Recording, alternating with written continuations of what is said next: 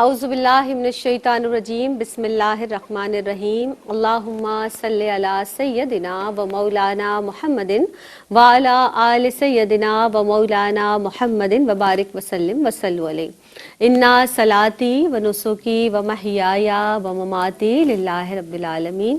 السلام علیکم ورحمۃ اللہ وبرکاتہ۔ پروگرام میری پہچان میں ایک نئے عنوان کے ساتھ حاضر خدمت ہیں جناب۔ آج جو عنوان لے کر ہم آپ کی خدمت میں حاضر ہوئے ہیں وہ ہے گداگری کی مذمت، یعنی اسلام جو ہے وہ گداگری کی مذمت کرتا ہے، اور دین اسلام نے جس قدر گداگری کی مذمت کی ہے شاید ہی کسی اور ادیان میں سے کسی اور نے کی ہو۔ اب ہم دین اسلام کی جب ہم بات کرتے ہیں تو دستے سوال دراز کرنے کی ممانعت دین اسلام نے کی ہے، اور اسلام اگر ہم حدیث مبارکہ کی روشنی میں اس بات کو جانیں تو اللہ کے رسول سرور دو عالم احمد مجتبی محمد مصطفیٰ صلی اللہ علیہ وسلم نے ارشاد فرمایا کہ لوگوں کے آگے دستے سوال دراز نہ کرو، یعنی کہ یہ ایک ناپسندیدہ عمل ہے جس سے اللہ کے رسول سرور دو عالم صلی اللہ علیہ وسلم نے بھی منع فرمایا ہے۔ اسلام جناب ناظرین محترم دوسروں کی مدد کرنے اور مستحق افراد کی مدد کرنے سے منع نہیں کرتا، بلکہ دستے سوال دراز کرنے سے منع کرتا ہے، اور بلا عذر اگر ہم کسی کے آگے ہاتھ پھیلاتے ہیں اس سے منع کیا گیا ہے، بلکہ ایسے لوگوں کو تلاش کر کے دینے کا حکم ہے کہ جو سفید پوش ہیں، یعنی اگر ہم کسی سے خود طلب کر رہے ہوتے ہیں اور پھر یہ عادت بن جاتی ہے، اور آپ یقین جانیں کہ ہم نے ایسا بھی مشاہدہ کیا کہ پھر سوال کرنا ایسی عادت پڑ جاتی ہے کہ آپ کے پاس پھر بہت ارب پتی بھی ہو جائیں لیکن آپ اس عادت سے جو ہے وہ باز نہیں آتے ہیں۔ تو اللہ کے رسول سرور دو عالم صلی اللہ علیہ وسلم کی کیا تعلیمات ہیں؟ آپ نے فرمایا محنت کر کے کھانے والا تو اللہ کا دوست ہے، یعنی محنت کرنے پر زیادہ زور دیتا ہے دین اسلام۔ اپنے ہاتھ سے کمائی ہوئی جو کمائی ہے، جو روزی ہے، اس میں برکت کی بھی نویدیں سنائی گئی ہیں، تو یہ بہت زیادہ اچھی بات ہے کہ اپنے ہاتھ سے کمایا جائے اور کسی کے آگے ہاتھ نہ پھیلایا جائے یا دستے سوال دراز نہ کیا جائے، یعنی مانگا نہ جائے۔ گداگری کی بہت زیادہ مذمت ہے، اگر اس کو پیشے کے طور پر اختیار کر لیا جائے، جیسے فی زمانہ ہم دیکھ رہے ہوتے ہیں کہ اسے پیشے کے طور پر لوگ اختیار کر لیتے ہیں، بار بار کسی کے آگے ہاتھ پھیلا رہے ہوتے ہیں، ذریعہ معاش بنا لیتے ہیں اپنا، تو اس سے منع فرمایا ہے۔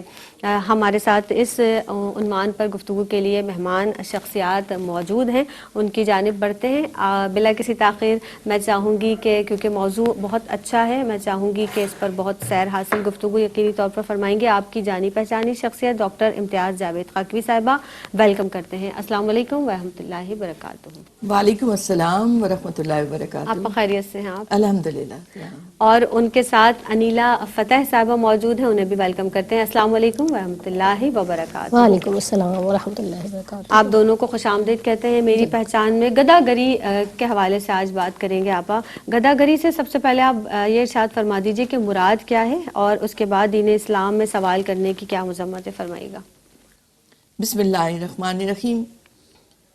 شکریہ زینب۔ اللہ رب العزت نے قرآن مجید میں ارشاد فرمایا وَأَمَّا السَّائِلَ فَلَا تَنْهَرْ، اور انسان کی عزت و عظمت کے حوالے سے فرمایا وَلَقَدْ كَرَمْنَا بَنِي آدَمَ، کہیں فرمایا لَقَدْ خَلَقْنَا الْإِنسَانَ فِي أَحْسَنِ تَقْوِيمٍ، کہ انسان کو اشرف المخلوق بنایا گیا ہے۔ سبحان اللہ۔ جب ہم اس لفظ پر غور کریں گداگری، تو یہ لفظ فارسی زبان کا لفظ ہے، گداگر سے ماخوذ ہے، اور عربی زبان میں سائل کا لفظ استعمال ہوا، تو اس کا مطلب ہوتا ہے بھیک مانگنا، ہاتھ دراز کرنا، کسی کے آگے ہاتھ پھیلانا، اس سے کچھ طلب کرنا، اس کے آگے جھک جانا، اس کی چاپلوسی کرنا، خوشامد کرتے ہوئے اس سے مال حاصل کرنے کی کوشش کرنا، تو یہ سب اس کے مختلف معنی آتے ہیں۔ اسلام دین فطرت ہے، ان الدین عند اللہ الاسلام۔ اسلام ہر ایک ہماری زندگی کے ہر ایک رویے، ہر ایک جہت کے حوالے سے ہماری رہنمائی کرتا ہے۔ اللہ نے انسان کو اشرف المخلوق، اسے عزت و وقار کی بلندیاں عطا کی، اسے احسن تقویم بنایا، اس کو عزت دی، اور آپ غور کریں تو انسان دو پاؤں پہ چلتا ہے نا، تو سر اٹھا کے چلتا ہے. بے شک بے شک. باقی چوپائے جانور زیادہ تر وہ نیچے منہ جھکاتے ہیں کھانا کھانے کے لیے. انسان لقمہ توڑ کے منہ میں لے جاتا اللہ ہے. اکبر. تو اس کو ایک بلندی عطا کی, اس کو ایک وقار عطا کیا, اس کو عقل دی, اس کو علم دیا, فہم دیا, بے شک. اور اس کو وقار کو ملوز خاطر رکھنے کا ہر جگہ حکم دیا. آپ دیکھیے تو پہلے لوگ حج کے لیے جب جاتے تھے جی. تو زیادہ راہ ساتھ نہیں لیتے تھے, اور تاکہ ان کا یہ ہوتا تھا کہ اس میں بڑا تقویٰ ہے, اور وہاں جا کے وہ بھیک مانگتے تھے جب بھوک لگتی تھی. اللہ ہو. اسلام نے اس حج جیسی عبادت میں تجارت کو جائز قرار دیا کہ انسانیت نیچے نہ گرے, اسے بھیک نہ مانگنی پڑے, اور جو آئیں وہ اپنے فخر سے آئیں اور عبادت کے لیے آئیں, بندگی کے لیے آئیں. تو ایسے میں اپنا جائز طریقے سے زیادہ راہ اپنا ساتھ لے کر آئیں. ساتھ بتا دیا کہ تقویٰ بہترین زیادہ راہ ہے, لیکن اپنا انتظام کرنا. اسی طرح ایک شخص آتا ہے, وہ ایک سونے کی ڈلی لے کر آتا ہے اور آ کر کہتا ہے کہ میرے پاس اس کے سوا کچھ نہیں. تو آقا علیہ الصلوۃ والسلام نے اس کو رد فرمایا کہ پہلے اپنے گھر کا بندوبست کرو, انتظام کرو, اور اس کے بعد مفہوم ہے حدیث مبارکہ کا کہ گویا ایک اس کے لیے باقاعدہ رہنمائی کی گئی کہ انسان کو کسی کے آگے دستے سوال دراز نہ کرنا پڑے اور بھیک نہ مانگنی پڑے. آج ہم جس دور میں وقت گزار رہے ہیں, 3 طرح کے ہمارے ہاں یہ 3 طرح سے یہ انداز ملتا ہے. پہلے یہ کہ ہمارے تیسری دنیا کے جتنے ممالک ہیں ان کے حکمران, ان کی جو ساری گورنمنٹس ہیں, وہ عالمی مالیاتی اداروں سے قرض لیتی ہیں بطور بھیک, اور وہ قرض دیتے ہیں ساتھ اپنی شرائط پر, جس سے پوری قوم کو مفلوج کر دیا جاتا ہے, مقروض کر دیا جاتا ہے. وہ اس پر سود لیتے ہیں, اور وہ سود بھی لیتے ہیں تو اپنی شرائط پر مزید قرض دیں گے, اس سے سود ادا ہوگا. قوم کو بیکاری بنا دیا جاتا ہے, ان کو پابند کر دیا جاتا ہے ان کی شرائط کا. دوسرا آپ دیکھیں تو ہمارے ہاں ریلیٹیوز میں اگر کوئی ایک اچھے امیر گھرانے سے ہے, جی, ایک غریب رشتہ دار ہے, ہم نے ہمیشہ یہاں پروگرام کیا اور کثرت سے ایسے پروگرام کیے ہیں کہ آپ مدد کریں غریبوں کی, لیکن آج ہم ان کے بھی اس پہلو پر نگاہ ڈال رہے ہیں کہ اگر انہوں نے محنت نہیں کی, سہل پسندی سے کام لیا ہے, اس طرح سے اپنی ایمانداری نہیں دکھائی, یہ ایسی دیتے ہیں محنت سے اگر آپ کریں گے, آپ حق حلال کمانے کی کوشش کریں گے, اللہ برکت عطا فرماتا ہے. یا کسی بھی سبب سے وہ فضل ان پر نہیں ہے رزق کا اتنا جتنا ان کے باقی رشتہ داروں پر, وہ بار بار جا کے ان کے گھر میں تذکرہ کرنا کہ ہمارے گھر میں تیل بھی نہیں تھا, چینی بھی نہیں تھی, تو ہم نے پھیکی چائے پی. تو ایک یہ بھی سوال کرنے کا انداز ہے کہ ان کے کانوں میں پڑ جائے تو وہ خود بخود, اگر وہ سلیم فطرت کے لوگ آئیں گے تو خود ہی وہ راشن ڈلوا جائیں گے. یہ بھی ایک سوال کرنے کا انداز ہے اور طریقہ کار ہے دوسرے سے بھیک مانگنے کا, جس کو میں سختی سے کنڈیم کروں گی. پھر آپ میں اتنی غیرت ہو, آپ غیور ہوں, آپ خوددار ہوں, اللہ پسند کرتا ہے, اللہ کہیں نہ کہیں سے مسبب الاسباب ہے, وہ دروازے کھول دیتا ہے.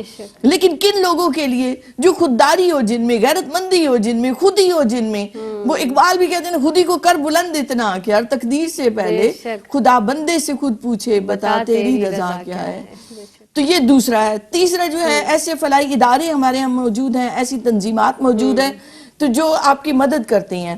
تو میں نے دیکھا ہے کہ بہت سارے لوگ ان سے جا کے منتیں کرتے ہیں, اپنے رونے روتے ہیں, جن سے ان سے لیتے ہیں, ان سے اگلوانے کی کوشش کرتے ہیں, اور ان کے گھر چلے جاؤ تو یہ ایک پرسنلی بھی مجھے اتفاق ہوا ہے کہ گھر میں ان کے جاؤ تو اے سی چل رہا ہے, ماسی لگی ہوئی ہے جو پوچھا لگا رہی ہے, تو یہ غربت کے نئے انداز ہو گئے.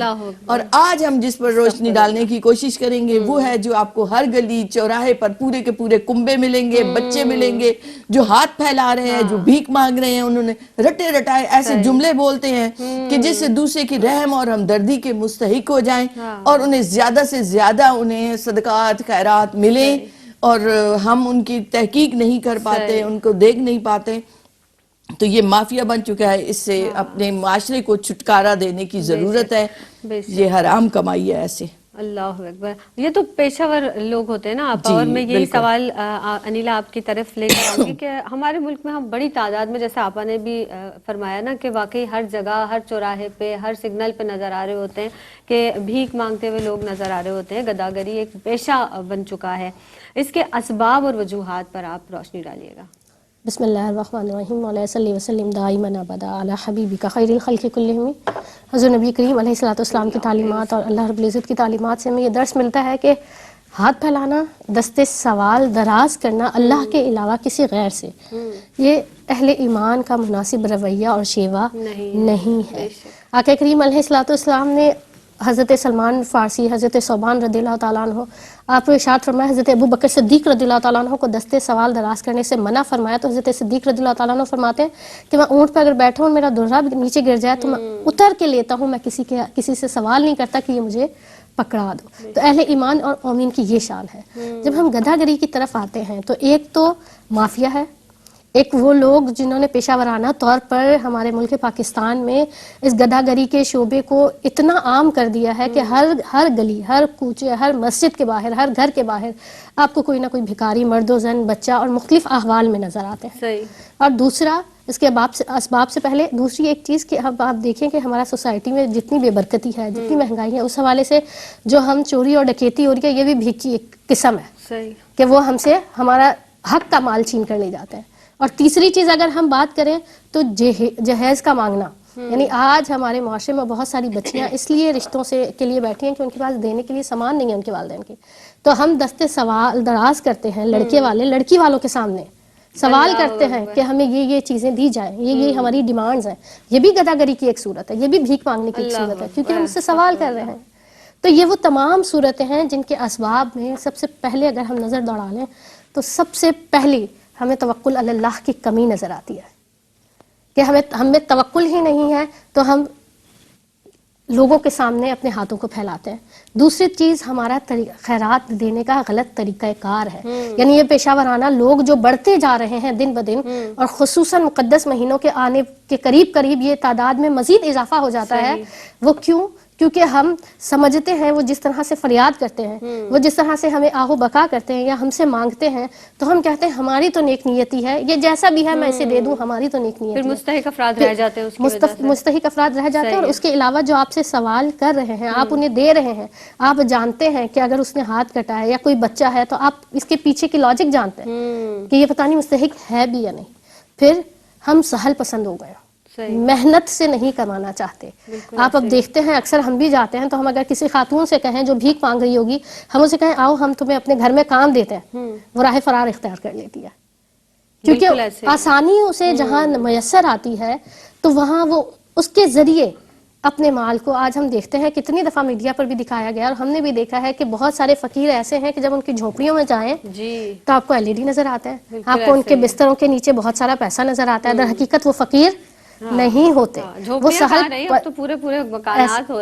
ہی ہے، وہ سہل پسند ہو گئے، ان کے اندر لالچ آ گیا، لالچ کے ذریعے وہ مال کو اپنی طرف کھینچنا چاہتے ہیں، اپنی طرف لینا چاہتے ہیں۔ تو یہ وہ اسباب ہیں، سہل پسندی، تناسانی، لالچ اور غلط طریقے سے ہم جو خیرات بانٹتے ہیں، وہ سب تمام اسباب ہیں جو گدھا گری کو فروغ دے رہے ہیں، ہمیں اس سے اجتناب کرنا ہے۔ بالکل بالکل بجا فرمایا جناب۔ یہ ہی تمام گفتگو جاری اور ساری رہے گی، میرے اور آپ کے درمیان ایک وقفہ حائل ہے، حاضر ہوتے ہیں اس مختصر سے وقفے کے بعد۔ السلام علیکم ورحمۃ اللہ وبرکاتہ، آپ دیکھ رہے ہیں پروگرام میری پہچان، میری پہچان میں خوش آمدید کہتے ہیں۔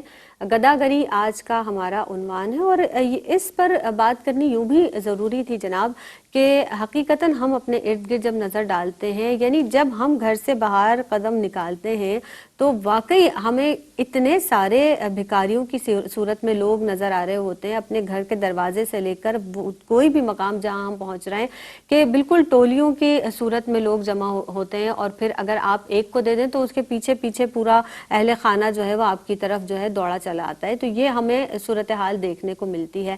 مزید اس کے تعلق سے بات کریں گے، ڈاکٹر امتیاز جاوید خاکی صاحبہ تشریف فرما ہے، انیلا فتح صاحبہ بھی تشریف رکھتی ہیں۔ ڈاکٹر صاحبہ، اب جس طرح سے بریک کے اس پہ جانے سے قبل بھی بات ہو رہی تھی کہ ایک شعبہ بن گیا ہے پورا، اور ہم ظاہر بلا سوچے سمجھے لوگوں کی مدد کر بھی دیتے ہیں، کبھی اپنی نرم دلی کی وجہ سے، یا کوئی بھی آپ دل میں تھوڑا سا نرم گوشہ کسی کے لیے رکھتے ہیں کہ چلو ٹھیک ہے، لیکن آپ یہ دیکھیے کہ یہ جو پروفیشنل بھکاری ہیں، ہم ان کی مدد تو کر دیتے ہیں، لیکن اس کی وجہ سے جو مین چیز ہے وہ اصل مستحق ہیں وہ مدد سے رہ جاتے ہیں۔ میں چاہوں گی کہ اس پر آپ کچھ کلام کیجیے گا۔ شکریہ زینب۔ دیکھیں، اسلام ہمارا انفاق فی سبیل اللہ کی ترغیب دیتا ہے، اور خاص طور پر جب ہماری عبادت کے دن آتے ہیں یا جیسے جمعے کا دن آتا ہے تو آپ نے دیکھا ہوگا کہ مساجد کے باہر ایک کثرت سے لائن لگی ہوتی ہے بیکاریوں کی. لوگ یہ سمجھتے ہیں کہ ان کا یہ خیال ہوتا ہے کہ عبادت کے لیے آیا ہوا ہے فرد، وہ نرم دلی سے آیا ہوا ہے، اور چونکہ صدقے کی اتنی زیادہ ترغیبات ملتی ہیں تو وہ پھر ہاتھ پھیلاتے ہیں اور انہیں مل بھی جاتا ہے. ہم پروفیشنلز کو کیسے پہچانیں؟ دیکھیں ایک تو یہ ہے کہ مخصوص اڈے بنے ہوئے ہیں، ان پر مخصوص جگہ بنی ہوئی ہیں، ان پر آپ کو مخصوص لوگ ملیں گے. اور اگر کوئی فرد چاہتا ہے کہ اس کی بھرپور مدد کر دے تاکہ وہ یہاں نہ ٹھہرے، تو یہ بھی ہم نے معاشرے میں دیکھا ہے کہ اس کو راشن ڈلوا دیا گھر پہ، سب کچھ کر دیا، لیکن اس کے باوجود دوسرے دن وہ وہیں پہ ملے گا. یا اگر کوئی ننگے پاؤں بچہ نظر آتا ہے دھوپ میں، چلچلاتی دھوپ میں، تو بندہ کہتا ہے اس کو جوتے دلا دو. تو یہ بھی میرے سامنے کا واقعہ ہے کہ اس کو جوتے دلا دیے گئے اچھی شاپ سے لے جا کر، لیکن وہ پھر ننگے پاؤں نظر آیا کیونکہ اس نے وہ جوتے سنبھال لیے یا جو بھی. تو یہ ایک پروفیشنلزم ہمیں نظر آتے ہیں، ایک منظم نیٹ ورک ہے. پھر یہاں تک کہ چھوٹے بچوں کو اٹھایا ہوتا ہے، ان کو بھیک کے لیے استعمال کیا جاتا ہے تاکہ زیادہ رحم آئے اور ہمدردی کے مستحق ٹھہریں. پھر اسی طرح معذور بچوں کو روڈ پہ لایا جاتا ہے، پھر ان بچوں کو معذور کر دیا جاتا ہے. یہ مافیا ایسے کام کرتا ہے کہ ان کو معذور کر کے تاکہ زیادہ سے زیادہ یہ خیرات اکٹھی کی جا سکے، زیادہ سے زیادہ لوگوں سے مال لیا جائے. جو میں نے پہلے بھی ایک بار بات کی کہ بھی سیر چشمی نہیں آتی ان لوگوں کے ہاں، ہرس بڑھتی چلی جاتی ہے. پھر یہی لوگ ہیں دروازے بجاتے ہیں تو انہی میں چوری اور ڈکیتی کرنے والوں کے لیے مخبری بھی کرنے والے لوگ موجود ہوتے ہیں. اور پھر آپ کی نرم دلی جو ہے اس کو اور بڑھا رہی ہے. جو اصل ذمہ داری اور تقاضا ہے کہ حقداروں کو ڈھونڈا جائے، اپنے اپنے علاقوں میں پہچانا جائے، اتنا یہ مشکل کام نہیں ہے. اور اس کا طریقہ کار یہ ہے کہ آپ جو علاقے میں اس گلی میں جو دکان بنی ہوئی ہے، کوئی نہ کوئی سٹور تو ہوگا ہی، آپ اس سٹور پہ جائیں، سٹور والے کو ساری معلومات ہوتی ہیں کہ ہمارے علاقوں میں کہیں کوئی بیوہ ہے، کہیں کوئی یتیم بچے ہیں، کس کے گھر میں. تو اگر آپ چاہتے ہیں تو آپ اس دکاندار کے ذریعے آسانی سے معلوم کر سکتے ہیں کہ ہمارے علاقے میں کون زیادہ حقدار ہے. ایک تو اس طریقے سے ہم پہچان کر سکتے ہیں. دوسرا، اپنے رشتہ داروں پر نگاہ ڈالیں. رشتہ داروں میں آپ کے بہت سے ایسے ہوں گے جو دوسرے شہر میں رہتے ہیں اور ان کے لیے بچوں کے لیے بہت مشکل ہو رہا ہے، تعلیم کا اصول یا کسی بھی طریقے سے غربت ہے. تو آپ کا زیادہ حقدار، صلہ رحمی کا بھی تقاضا ہے کہ آپ ان کو بھیجیں اور ان کی ذمہ داری لے لیں، بچوں کی تعلیم کی ذمہ داری لیں، ان کے راشن کی ذمہ داری لیں، کسی طریقے سے اپنا فرض سمجھ کر ان تک پہنچائیں. تیسرا طریقہ یہ ہے کہ آپ اپنے گھر میں ایک باکس رکھیں. ہمارے ہاں ہوتا ہی ہے کہ گھر سے باہر نکل رہے ہو تو صدقہ دیتے ہوئے چلے جانا. تو اس میں وہ گھر سے باہر نکلتے ہیں تو گلی محلوں میں بیٹھے ہوئے ہیں بہت سارے لوگ جن کو انہوں نے دینا اپنا فرض سمجھا ہوا ہے اور ان سے وہ پنپ رہے ہیں. وہ اس کھیتی کی آبیاری ہم خود کر رہے ہوتے ہیں. تو اس کی جگہ آپ اپنا باکس رکھیں جس میں آپ ڈال دیا کریں. جب تھوڑے جمع ہو جائیں تو آپ اس بیوہ تک پہنچائیں جس کے لیے اکٹھے کام آ سکیں، ان یتیم بچوں تک پہنچائیں، ان کی تعلیم کا بندوبست کریں. تو اس طریقے سے بھی ہم اس مافیا کو توڑ سکتے ہیں. پھر وہ ایسے جملے بولتے ہیں کہ جس سے آپ کا دل ہل کر رہ جاتا ہے، جی آج میری جھولی کو خالی چھوڑ دیا تو نے تو تیری جھولی ہمیشہ خالی رہے گی. اب اگلا بندہ تو کانپ کے رہ جاتا ہے. تو یاد رکھیں ایسی بددعائیں لگتی نہیں ہیں. آپ کی جب سوچ یہ ہوگی کہ میں اپنے ملک سے، اپنے اس معاشرے سے، اپنی سوسائٹی سے اس مافیے سے دور کر سکوں، ان کو بچا سکوں عام لوگوں کو، تو آپ جب ایک وہ میدان میں اتریں گے جہاد سمجھ کر تو کوئی بھی کام امپاسبل نہیں ہے. آپ کر سکتے ہیں، ہم لوگ کر سکتے ہیں. ہمیں مل کر سوچنا ہے تاکہ حقداروں تک حق پہنچے. بالکل ایسے ہی. آپا ویسے ہم نے یہ تجربہ بھی کیا یا ہماری زندگی میں یہ مشاہدہ ہے کہ واقعی جو سفید پوش ہوتے ہیں، جو حقیقتاً حقدار ہوتے ہیں، وہ بہت زیادہ وہ سوال کرتے بھی نہیں ہیں، وہ کتراتے ہیں، وہ ندامت محسوس کرتے ہیں، وہ تھوڑے ڈھکے چھپے رہتے ہیں، وہ شرمساری کے ساتھ رہتے ہیں. تو ایسے لوگوں کو تلاش کرنا بہت زیادہ ضروری ہے. انیلا یہ بتائیے گا، اب گداگری کی اسلام میں مذمت تو ہے بارہا جس طرح سے ہم بات کریں، لیکن بہرحال ایک اچھے مسلمان کو یہ چاہیے کہ جب کوئی دستے سوال دراز کرتا ہے، آپ سے کچھ مانگتا ہے، اس کو جھڑکے نہ. یعنی گداگروں کو یا مانگنے والوں کو یا جو بھیک مانگ رہے ہیں ان کو جھڑکنا یا ان کے انسلٹ کرنا، بعض لوگ واقعی بہت بری طرح سے ان کی انسلٹ کرتے ہیں یا جھڑک دیتے ہیں. تو اس سے یہ بھی ایک اچھے مسلمان کا شیوا نہیں ہے. اس حوالے سے کیسا رویہ ہمیں رکھنا ہے، کیسا سلوک کرنا ہے، فرمائیے گا. بسم اللہ الرحمن الرحیم. دیکھیں اللہ رب العزت نے قرآن پاک میں جو عباد الرحمن کی خصوصیات بتائی ہیں ان میں سے فرمایا کہ جاہل جب سلام کرتا ہے یا کلام کرے تو سلام کہہ کر آپ گزر جائیں. آگے چلی جائیں، آگے بڑھ جائیں. صحیح. ہم ان کی انسلٹ کرنے کے اوپر کب آتے ہیں کہ جب وہ ہمیں اس طرح کی، جیسے بھی آپا نے ذکر کیا کہ بددعائیں دیتے ہیں یا اللہ کے نام دے کر ہمیں ایسے مانگتے ہیں کہ ہم دینے پر مجبور ہو جاتے ہیں. تو یہ ہمیں ان کے ساتھ رویہ یہ اختیار کرنا ہے کہ جیسے حدیث پاک ہم نے اکثر ذکر کرتے ہیں کہ مسلمان وہ ہے کہ جس کے زبان اور ہاتھ سے دونوں دوسرا مسلمان محفوظ رہے، اور مومن وہ ہے کہ جس کی جان اور مال دوسرے مومن کی جان اور مال اس سے محفوظ رہے. یعنی زبان وہ ذریعہ ہے کہ جو ہم کسی کی دل آزاری کے لیے، کسی کو انسلٹ کرنے کے لیے استعمال کرتے ہیں. تو ہم نے ان کے ساتھ ایسا رویہ اختیار نہیں کرنا کہ ہم اسے یعنی بازار میں ہوں، ہم بھرا مجمع ہوتا ہے اور اس مجمع کے درمیان ہم ان کی انسلٹ کر دیتے ہیں. دین اسلام ہمیں اس چیز کی ترغیب نہیں دیتا. اس کا آسان طریقہ یہ ہے کہ جو شخص اگر ہمارے ساتھ ایسا رویہ اختیار کر رہا ہے، اکثر ہم جاتے ہیں کہ بچے آپ کے کپڑے پکڑ کے پیچھے تک آپ کے چلتے ہوئے آتے ہیں، اور پھر ایک نہیں دو تین اور ہمیں بعض اوقات جھڑکنا پڑتا ہے. تو بہتر یہ ہے کہ ہم اسے کوئی ایسی دعا دیں یا ان سے کوئی ایسے کلمات کہیں اچھائی والے، نہ کہ ان کے ہم دل آزاری کریں.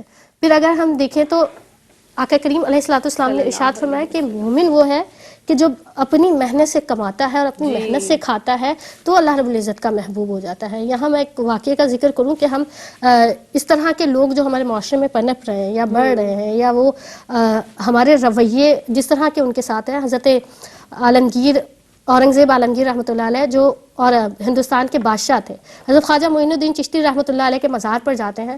وہاں باہر ایک شخص بیٹھا ہوا صدا دے رہا ہوتا ہے کہ 21 سال سے مجھے آنکھیں نہیں ملی، میں نابینا ہوں اور میں اس در پہ بیٹھ کے اللہ رب العزت سے آنکھیں مانگ رہا ہوں، مجھے 21 سال سے آنکھیں نہیں ملی. تو حضرت اورنگزیب فرماتے ہیں کہ 2 دربان کھڑے کرتے ہیں کہ اس کے سر پر کھڑے رہو، اور میں اندر سے ہو کر آ رہا ہوں، اگر اسے آج بھی آنکھیں نہیں ملی تو میں اس کا سر تن سے جدا کر دوں گا.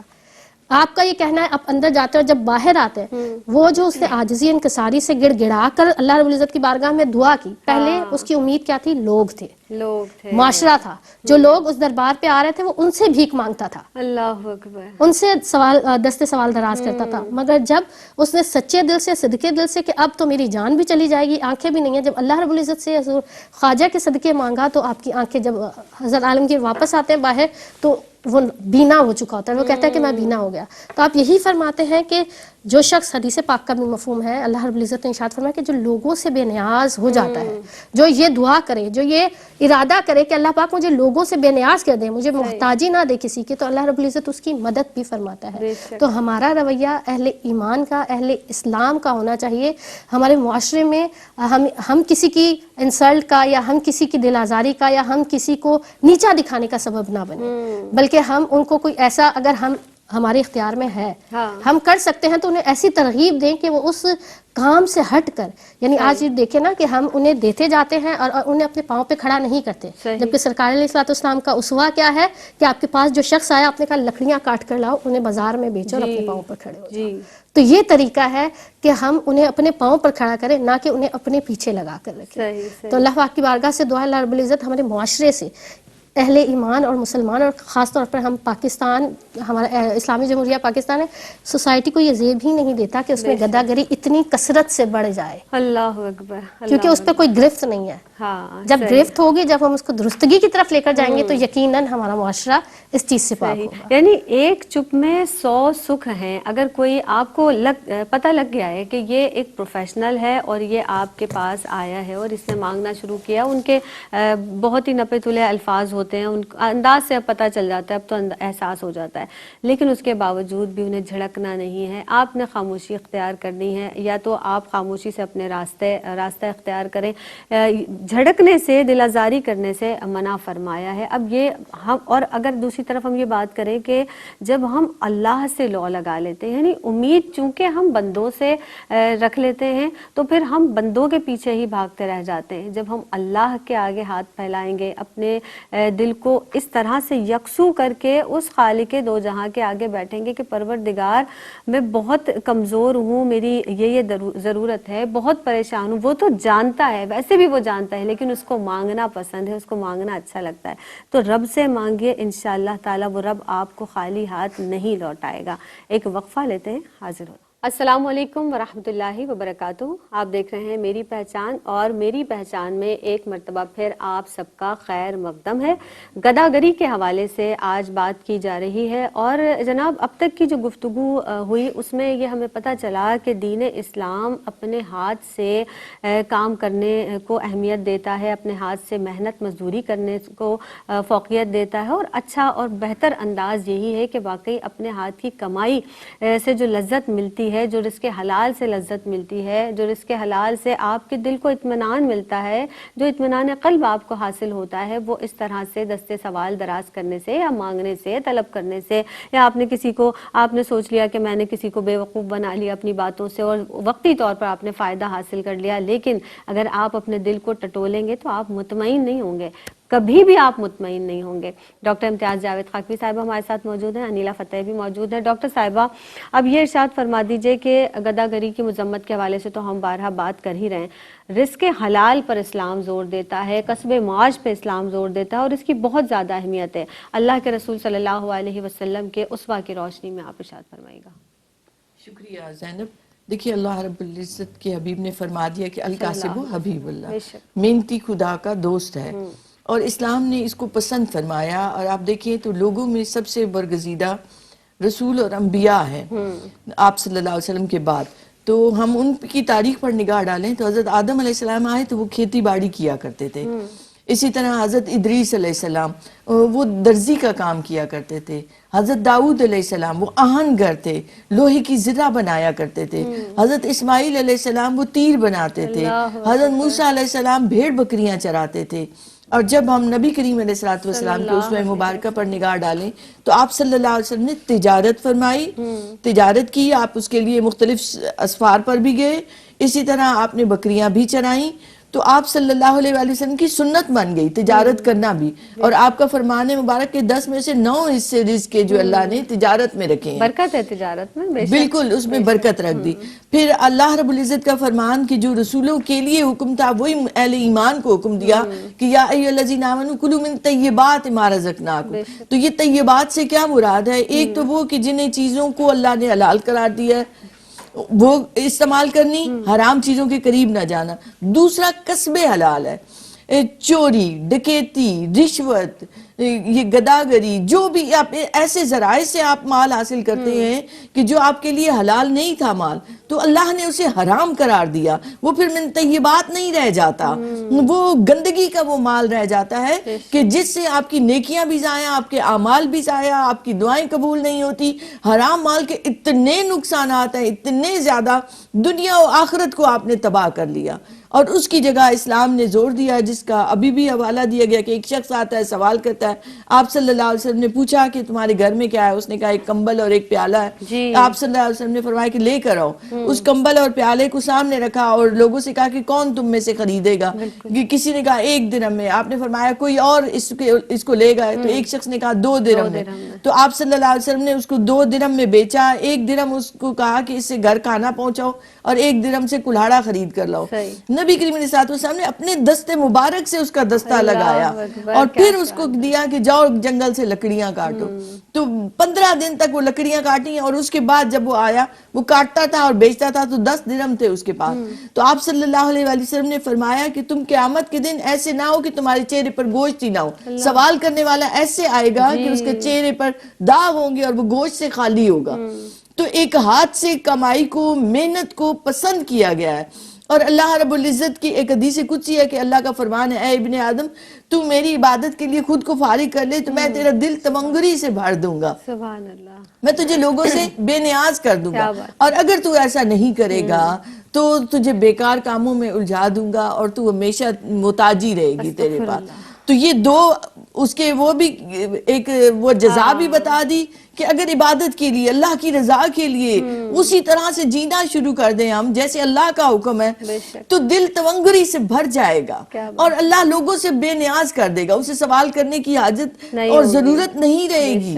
وہ اللہ ضامن ہے اس بندے کا. اور اگر ایسا نہیں کرتے، ہم لوگوں کی طرف دیکھتے ہیں، ہرس رکھتے ہیں، مفاد پرست ہے، خود غرضانہ رویہ ہے، ہم یہ آسان سمجھتے ہیں کہ ہم دوسرے کے آگے سوال کر کے اس سے اس کے مال لینے کی کوشش کریں، کسی طرح طرح دھوکہ دیتے ہوئے اس کا چھین لیں تو اس سے کیا ہوگا کہ کبھی بھی ہماری اندر سے محتاجی ختم نہیں ہوگی, بیکار کاموں میں ہم الجھے رہیں گے. تو یہ 2 سزائیں بھی بتا دی. تو اس لیے کسب حلال کے محنت سے کمانا, محنت سے کمانے, اور حلال طیب آپ کے پاس کیسے آتا ہے؟ ایک وراثت سے آتا ہے مال, وہ آپ کے لیے حلال ہے, آپ اسے استعمال کریں. یا دوست احباب ایک دوسرے کو تحفے تحائف دیتے ہیں, وہ آپ کے لیے حلال ہے. اس کے بعد آپ کی محنت کی کمائی, آپ بھلے تجارت کریں, بھلے آپ ہاتھ سے کسی فن, کسی ہنر کو سیکھنا, اسے استعمال کرنا, اس کا معاوضہ لینا, یہ پھر اس سے جب آپ کھانا لے کر آتے ہیں تو وہ طیب کھانا کہلاتا ہے, اور اسلام نے اسے پسندیدہ قرار دیا ہے. اور نبی کریم علیہ السلام نے ایک مرتبہ ایک شخص کے کھردرے ہاتھ تھے, تو آپ نے اپنے دستے مبارک میں ان ہاتھوں کو لیا. وہ صحابی جو تھے وہ اپنے ہاتھوں کو پیچھے کر رہے تھے کہ کھردرے ہیں میرے ہاتھ, تو آپ صلی اللہ علیہ وآلہ وسلم نے انہیں عزت و تکریم دی. تو ایک کام کرنے والے کو حضور نے پسند فرمایا, یعنی وہ مشقت کرنے والے ہاتھ تھے جن کو آپ سرور دو عالم صلی اللہ علیہ وسلم نے پسند فرمایا. تو جو مزدور کے ہاتھ ہیں, آپ یقین کریں کہ جس طرح سے آپ نے بھی بتایا, اللہ کے رسول صلی اللہ علیہ وسلم کی تعلیمات تو یہ ہے کہ اگر آپ کے گھر میں ایک وقت کا کھانا بھی موجود ہے تو پھر آپ کو دستے سوال دراز کرنے کی ضرورت نہیں ہے, حاجت نہیں ہے آپ کو. اور آپ نے محنت مزدوری کرنی ہے, محنت پر باقاعدہ زور دیا گیا ہے. دین اسلام نے بار بار تعلیم دی ہے, جس طرح سے ہماری اسکالرز بھی بتا رہی ہیں. اب اجر و ثواب کی بات کی, اور صدقات کو بھی اللہ رب العزت پسند فرماتے ہیں, اللہ کے رسول صلی اللہ علیہ وسلم نے بھی پسند فرمایا. بات ہوئی ابھی انیلا صدقات کے حوالے سے بھی. اب جو مستحق افراد ہیں, حقدار ہیں, ان کو دینا, ظاہر بقدر ضرورت ان کی مدد کرنا, یہ پسندیدہ عمل ہے اور کتنا اور باعث اجر و ثواب ہے. میں چاہوں گی اس کے اجر و ثواب کے حوالے سے آپ بات کیجیے گا. طالبین میں حضور غوث پاک نے ارشاد فرمایا کہ اگر کوئی مستحق ہے اور وہ اسے آپ نے دینا ہے تو اس کا ادب یہ ہے کہ اس کو جلدی دے دیا جائے, اس کو انتظار نہ کروایا جائے, اس کو اپنے آسرے پر نہ رکھا جائے, اسے دے کر اس کا دل مطمئن کر دیا جائے. کیا بات ہے. اور پھر جب ہم دیکھتے ہیں تو قرآن مجید اور احادیث نبویہ صلی اللہ علیہ وآلہ وسلم نے جا بجا ہمیں انفاق فی سبیل اللہ کا درس دیا ہے. حضرت سیدہ کائنات سیدہ فاطمہ رضی اللہ تعالیٰ عنہا جب ایک بار بیمار ہوئی تو آپ نے حضرت علی شیر خدا سے فرمایا کہ میں کبھی آپ نے کوئی فرمائش نہیں کی تھی, تو آپ نے فرمایا کہ ایک آج میرا انار کھانے کو دل چاہ رہا ہے. آپ کے جیب میں جتنے تھے آپ گئے انار خریدا. جب آپ انار خرید کے واپس آ رہے تھے رستے میں آپ کو ساحل نظر آ گیا, مستحق نظر آیا, آپ نے وہ انار اسے دے دیا. اور جب گھر تشریف لائے تو سیدہ کائنات نے آپ کے چہرے کو دیکھا اور فرمایا بے شک تم مستحق کو دے کر آئے ہو, تم نے اللہ رب العزت سے تجارت کیا ہے تو میرے لیے یہ بہت اچھا ہے. کچھ ہی دیر گزرتی ہے کہ دروازے پر ایک صحابی آتے ہیں اور 9 انار لے کر حضرت علی کو دینے کے لیے تشریف لاتے ہیں. تو حضرت علی 9 انار دیکھ کر فرماتے ہیں یہ میرے نہیں ہیں, میں نے 1 دیا تھا, اللہ پاک 1 کے بدلے 10 مجھے دے گا, یہ میرے نہیں ہیں, میرے لیے 10 آنے تھے. تو وہ صحابی جیب سے 10واں انار نکالتے فرماتے ہیں میں آپ کو آزما رہا تھا. اللہ تو دینا اللہ رب العزت تو مال میں بڑھا دیتا ہے, مال کو میں اضافہ کر دیتا ہے. صدقہ دینے سے مال بڑھ جاتا ہے. پھر ایک اور حدیث پاک کا مفہوم ہے کہ صدقہ اللہ رب العزت کے غضب کو ٹھنڈا کر دیتا ہے, اللہ کے جلال کو, اللہ کے غصے کو کم کر دیتا ہے.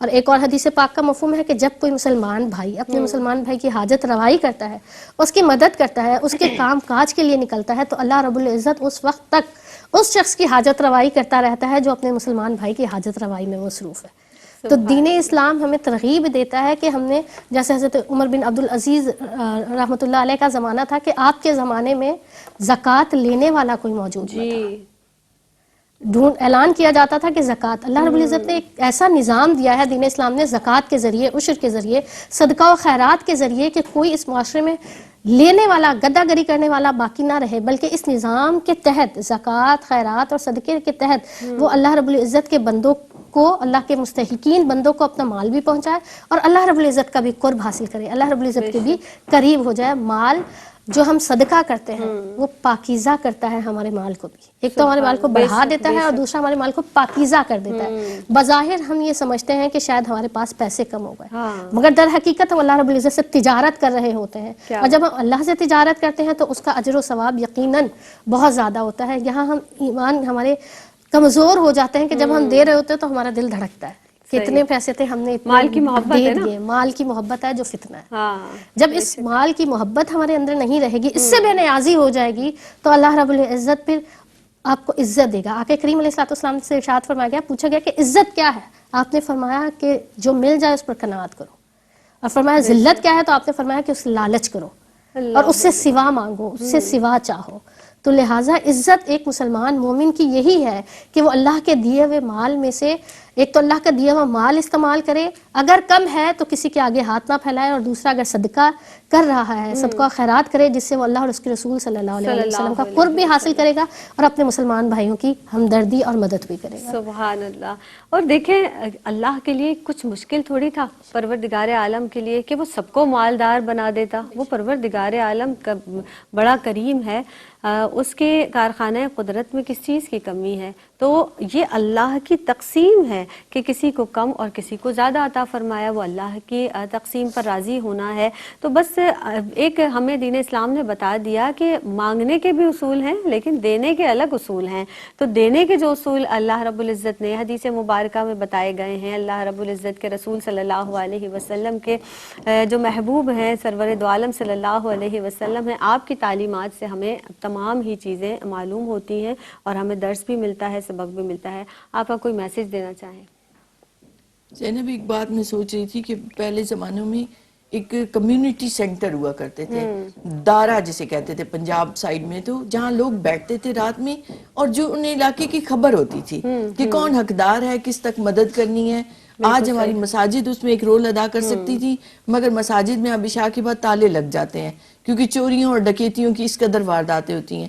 تو اب ہمیں پھر سے ایک دفعہ گلی محلوں کی سطح پر ایسی کمیٹیز کی ضرورت ہے کہ جو اپنے علاقے کے کم از کم لوگوں سے واقف ہوں اور وہاں سے بھیک کو ختم کر سکیں، گداگری کو یکسر اکھاڑ سکے. ان لوگوں کے لیے ایسا ارینج کریں کہ انہیں گھر بیٹھے یا تو کام ملے یا آپ کو اگر وہ کام کے قابل نہیں رہے تو پھر ان تک اس طرح سے رزق پہنچائیں، اس طرح سے راشن پہنچائیں کہ حقیقت میں اللہ کی رحمت کے آپ بھی حقدار ہو جائیں، حقدار ہو سکیں.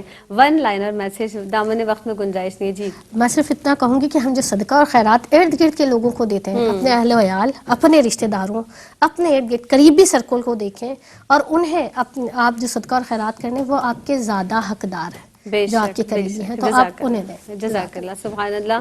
آپ دونوں مہمان شخصیات کی آمد کا بہت شکریہ ادا کروں گی. گداگری جناب آج کا ہمارا موضوع تھا.